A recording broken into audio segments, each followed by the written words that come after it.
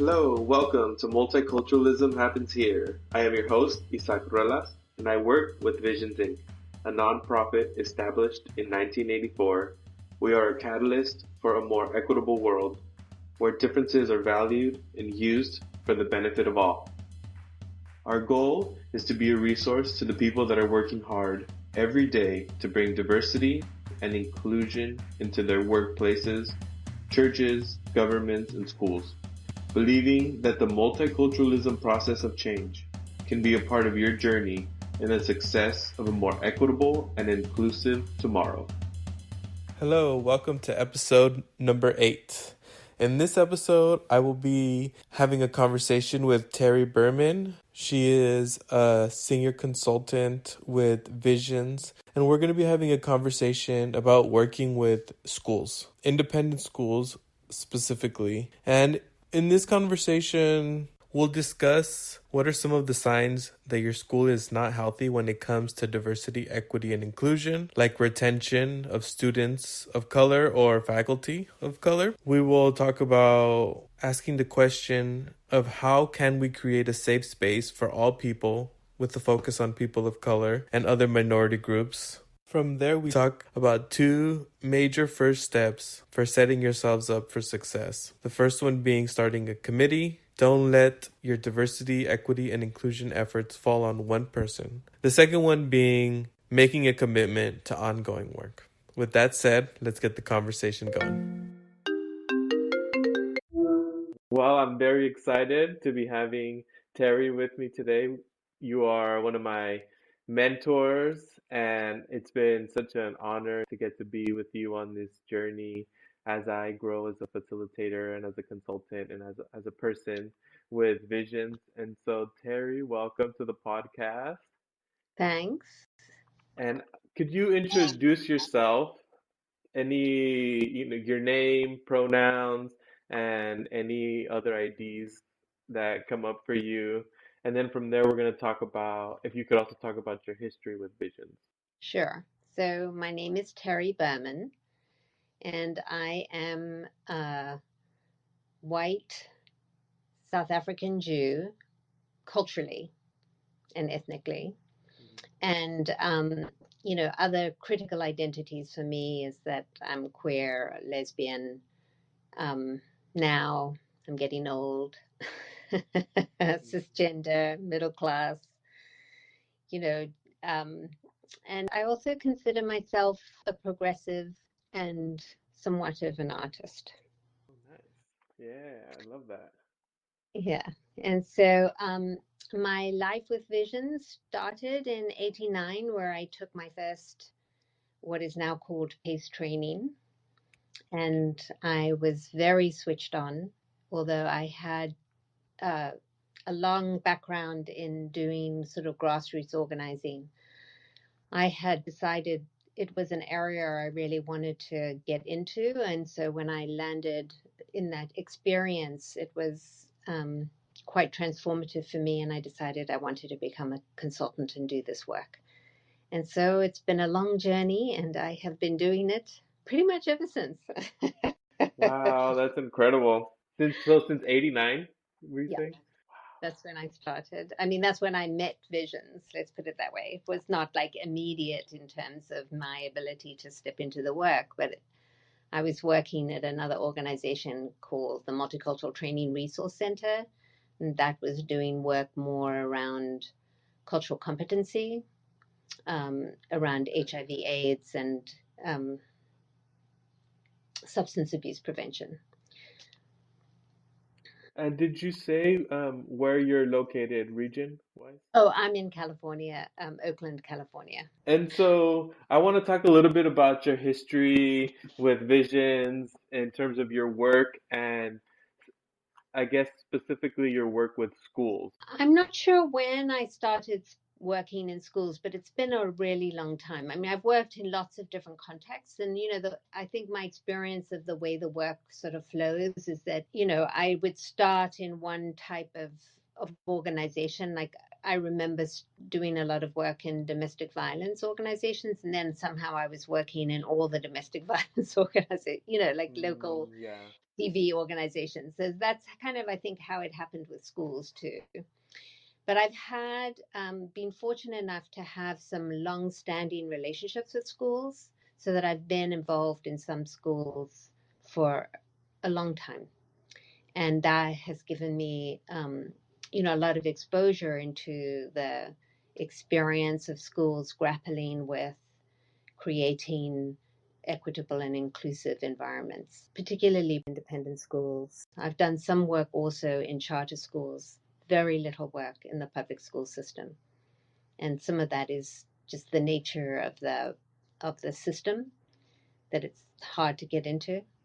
So just to contextualize that, that's where my work has been. What are some of the changes that you have seen schools, go through over the years? Are there Yeah, any trends that come to mind in terms of diversity, equity, and inclusion? Even the language, I know that, we sort yeah, of started with diversity, yeah. added inclusion, and now we're adding equity to it. And so can you talk about that?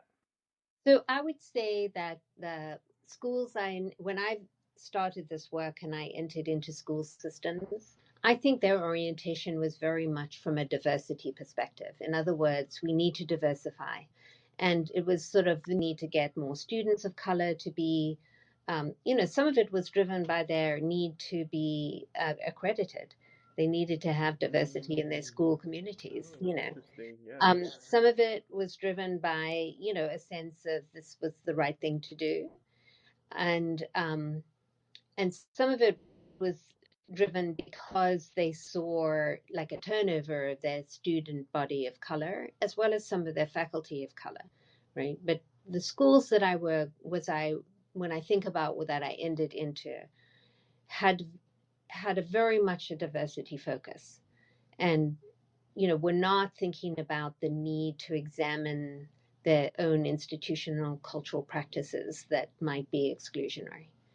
And so the transformation that I've seen in the time that I've been working is that schools are beginning to understand, if you, I don't think um, as clearly as sort of understanding white supremacy culture, but beginning to sort of really grasp that change is not just about numbers, but it really is about examining the institutional cultural practices and the attitudes and assumptions that people hold and how that plays out in the classroom, in their relationships with each other, in their relationships with students, and there's evidence to show how people's implicit bias plays out even in institutions that are struggling to do this work, right? Yeah. And we hear that language a lot of the implicit bias and people wanting to become aware at that personal and interpersonal Hmm. level. And one of the things that I think is very interesting is cultural level. You know, Right, right. Well, that's been a dominant part of the work that I've tried to do with schools, is to really understand what is the cultural frame and the ways in which a critical mass of white, often upper class families create a cultural reality that make it very hard for kids of color, including faculty of color. So, I want to say that the focus of my work has primarily been around racial difference, although issues around LGBTQ and other issues of difference have also surfaced, like disability, yeah, learning differences, etc. So I want to say that sort of the successful strategies have been for schools that I've worked in who have developed, um, very robust diversity committees or equity and inclusion committees or multicultural leadership teams. Those are the sort of different names that folks have used, uh, and their focus, has been different depending on the nature of the school. When the school is large, if it's like K through 12, for example, they'll have smaller sort of representatives from each area making up a larger committee.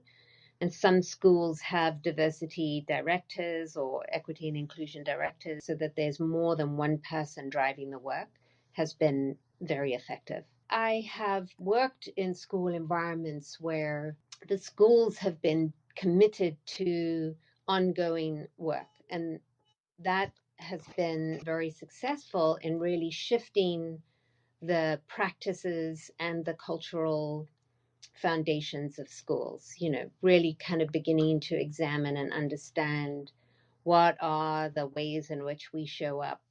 And I want to be really clear that when I work in predominantly white spaces, people feel like, whiteness is under attack. When there's like a lot of folks talking about white supremacy culture and how oppressive it is.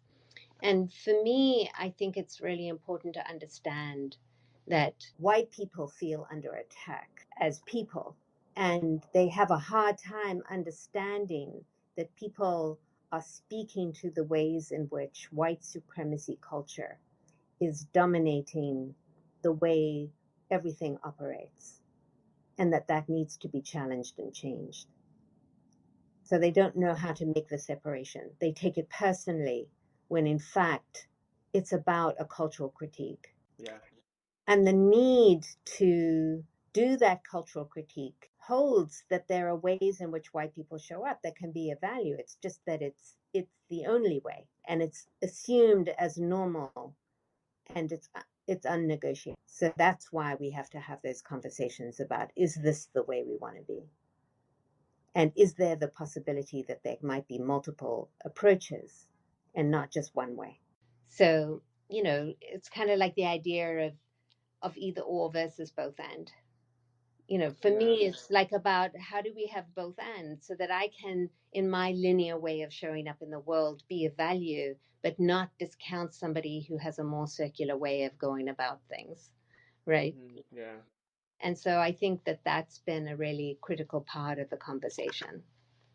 How to critically examine cultural space and how that affects curriculum and curriculum development, and then how it affects policies and practices.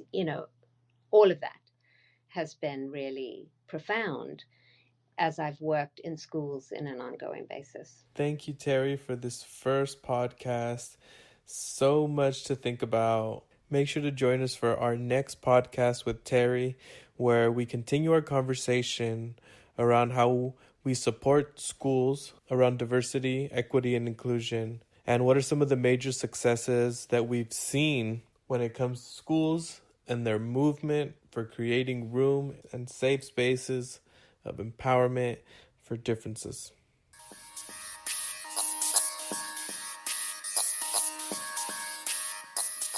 Thank you for joining us on another episode of Multiculturalism Happens Here. If you found this helpful or resourceful, give us a like, subscribe, a comment, or a share. Consider giving to Visions. Visit our website for more information at www.visions-inc, that's inc.org, O-R-G.